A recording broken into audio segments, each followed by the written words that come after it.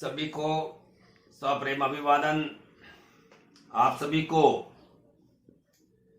अक्षय फल देने वाले अत्यधिक पुण्यदायी दिवस जो अपन अक्षय तृतीया के रूप में मनाते हैं, दिनांक 26 अप्रैल 2020 रविवार को अक्षय तृतीया को भी उपवास कर सकता है और अत्यधिक देवी देवताओं की पूजा करना यथेष्ट रहेगा।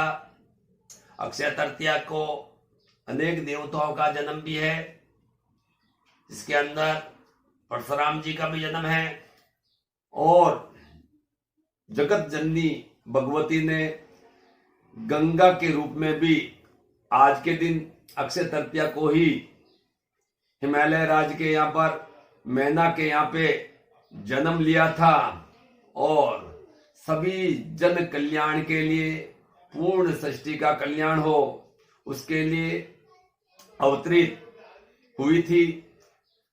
तब इसका भी विशेष महत्व है कि गंगा का जन्म क्यों हुआ।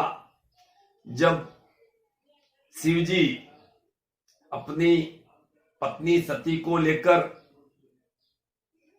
अत्यधिक दुखी होकर सिर के ऊपर, जब सती जल गई थी अपने पिता के घर पे, पिता के गलती के कारण, क्योंकि उन्होंने शिव जी का अपने घर पर यज्ञ के अंदर बुलावा पत्र नहीं भेजा और सती माता उनके घर चली गई थी और पिता की गलती और सम्मान न पाकर सती ने आवेश में आकर अपना छाया रूप को अग्नि में भस्म कर लिया।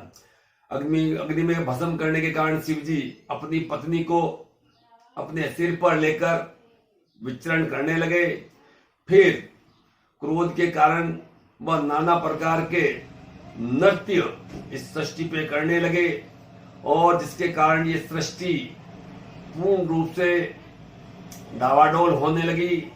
सभी पर्वत वर्वत इधर उधर घूमने लगे और शिव जी क्रुद्ध होकर अत्यधिक तेज नृत्य करने लगे, जिसके कारण पूर्ण विश्व हिल गया।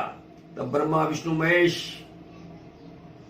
ने शिव जी को बार बार नमस्कार किया कि प्रभु आप तो सब जगत के पिता है, आपको तो मालूम है कि वो छाया रूप थी, परंतु वह शिव जी अपनी विरह कामना के कारण उनको लेकर सती को लेकर घूमते रहे। तब विष्णु भगवान ने अपने चक्र से सती के देह के 51 टुकड़े कर दिए, जो अनेक सृष्टि के अंदर अनेक अनेक जगहों पर 51 पीठों के रूप में अवतरित होंगी और इस सृष्टि के अंदर अनेक जगहों पर आपके जो ये अंग पड़ेंगे वहां पर पूजा होगी और उसके अंदर जो आपका मुख्य अंग है वह कामाख्या और रूप में, कामरू देश के रूप में विशेष व्याख्यात होगा। परंतु विष्णु भगवान के चक्र के द्वारा सती के टुकड़े होने पर शिव जी क्रोधित हो गए और उन्होंने क्रोधित होकर विष्णु भगवान को भी श्राप दे दिया कि आप जैसे मुझे आज मेरी पत्नी को लेकर मैं पीड़ित हुआ हूं, इसी प्रकार आप भी पीड़ित होंगे। और उसका अवतार फिर राम के रूप में, सीता के रूप में विष्णु भगवान को मिला, परंतु फिर भी शिव जी का गुस्सा कम न हुआ। तो देवताओं ने कहा अब क्या करें। तब विष्णु भगवान ने सृष्टि रचिता ब्रह्मा जी को कहा, तो ब्रह्मा जी ने कहा कि अब हिमवान के घर में गंगा के रूप में देवी जगदम्बा का नया रूप प्रकट होगा और वह गंगा शिव जी के गुस्से को, क्रोध को कम करेगी। अतः गंगा ने मैना और हिमवान के घर में जन्म लिया और ब्रह्मा जी ने उस गंगा को स्वर्ग में लेके गए, अपने कमंडल में डालकर गंगा को स्वर्ग में लेके गए और स्वर्ग में महादेव जी के साथ गंगा का विवाह किया और महादेव ने गंगा को अपने सिर में धारण किया, उसमें भी कारण है कि हिमवान ने अपनी बिना पत्नी को पूछे ही गंगा का दान कर दिया था ब्रह्मा जी को, जिसके कारण हिमवान की पत्नी मैना अत्यधिक क्रोध में अपनी पुत्री को भी श्राप दे दिया था कि तुम्हें वापिस इस जमीन पर, इस पृथ्वी पर आना पड़ेगा। इसके कारण गंगा इस सृष्टि में अवतरित हुई और उसमें भागीरथ जी ने अपने पूर्वजों के कल्याण के लिए अत्यधिक घोर तपस्याएं की। जमीन पर, भूमि पर जो गंगा अवतरित हुई थी वह ज्येष्ठ मास की शुक्ल पक्ष की 10वीं के दिन अवतरित हुई थी और जो जन्म हुआ था वो अक्षय तृतीया को हुआ था। तब बंधुओं, अक्षय तृतीया को आप शिव पार्वती की अत्यधिक पूजा करें। वर्तमान में कुछ समस्याएं चल रही है जो महामारी के कारण है। कई सामान, पुष्प इत्यादि, फल, मिठाई, प्रसाद बाजार से नहीं मिल सकते। अथवा बंधुओं, जो भी आसपास में आपके कुछ वस्तुएं हो, जैसे छोटे मोटे जो आक पुष्प अपने घर के आसपास मिल जाते हैं, दूर अपने आसपास मिल जाती है, और कुछ घर में भी अपन व्यंजन बना सकते हैं, तो आप शिव पार्वती की पूजा करें।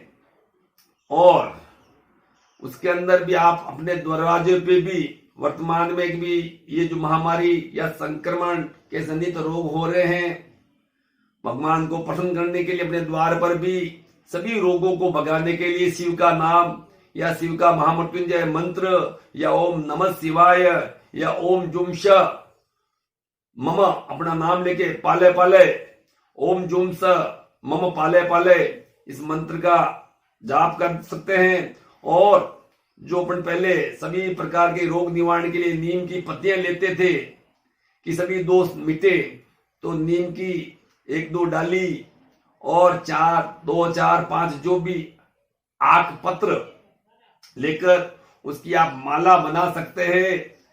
चाहे वो धागे में हो, डोरी में हो, कोई भी प्रकार का धागा ले सकते हैं या कोई तार भी ले सकते हैं। वो अपने घर के दरवाजे पे या घर के अंदर का कोई भी दरवाजे पे इस प्रकार की माला लगावें, जिसके कारण शिव अति प्रसन्न हो और जो वर्तमान में महामारी या रोग चल रहे हैं उसका भी संक्रमण हमारे घर पे न हो। ये छोटा सा अपने पूर्वजों के द्वारा बताया गया ही उपचार है कि नीम सभी प्रकार के रोगों दोषों को निवारण करता है।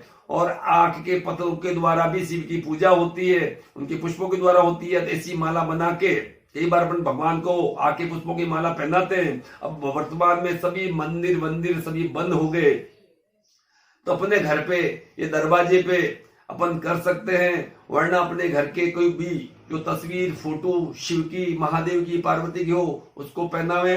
और आज के दिन अपने पितरों को अति कल्याण हो, पितरों के निमित्त जो भी धर्म पुण्य हो वह भी करें। और आज के दिन अक्षय जो पूर्ण रूप से फल हो, जो कटा हुआ नहीं हो, और अनाज भी ऐसा हो जो टूटा हुआ अनाज ना हो।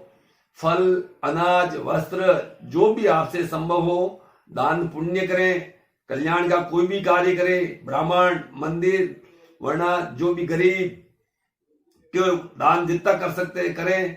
और जो वर्तमान में राष्ट्र हित के लिए, राज्य हित के लिए, प्रधानमंत्री को, मुख्यमंत्री को, उसमें जितना भी अक्षय तृतीया के निमित्त आप दान पुण्य करें, जिसके कारण पूर्ण सृष्टि का कल्याण हो और भारतवर्ष का अत्यधिक उन्नति और विकास हो। धन्यवाद। जय हिंद, जय भारत। बोल परशुराम महादेव की जय, बोल परशुराम जी महाराज की जय, बोल विष्णु भगवान की जय, बोल बम बम महादेव शंभो। जय।